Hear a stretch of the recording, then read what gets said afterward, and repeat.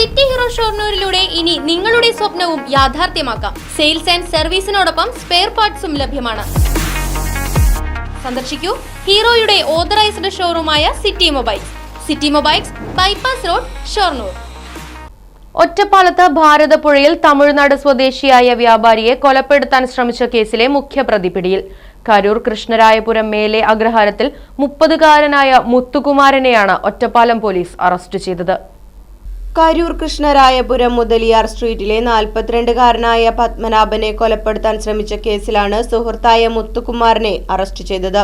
ഗുണ്ടാ നിയമപ്രകാരം തമിഴ്നാട് പോലീസിന്റെ കസ്റ്റഡിയിലായി മധുര സെൻട്രൽ ജയിലിൽ കഴിഞ്ഞിരുന്ന മുത്തുകുമാരനെ കോടതി മുഖാന്തരമാണ് കസ്റ്റഡിയിലെടുത്തത്. പ്രതിയെ കോയമ്പത്തൂരിലെത്തിച്ച് തെളിവെടുപ്പ് പൂർത്തിയാക്കി.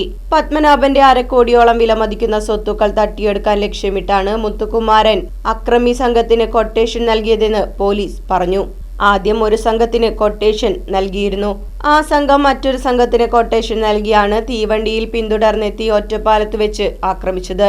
15 ലക്ഷം രൂപയ്ക്കാണ് ആദ്യം കൊട്ടേഷൻ നൽകിയത്. ഇതിൽ 1 ലക്ഷമാണ് നൽകിയതെന്നും കൊലപാതകം നടക്കാതെ വന്നതോടെ ബാക്കി പണം മുത്തുകുമാരൻ നൽകിയില്ലെന്നും പോലീസ് പറഞ്ഞു.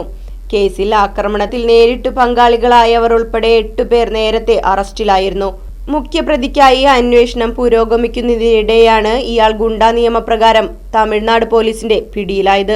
കഴിഞ്ഞ ജൂലൈ 11 രാവിലെ 7:30യോടെയായിരുന്നു ആക്രമണം. വാണിയംകുളം ചന്തയിലേക്ക് പോകാനായി ഒറ്റപ്പാലത്ത് ട്രെയിൻ ഇറങ്ങിയ പത്മനാഭൻ മായന്നൂർ പാലത്തിന് സമീപം പുഴയിൽ കുളിക്കാൻ ഇറങ്ങിയപ്പോഴാണ് ആക്രമിക്കപ്പെട്ടത്.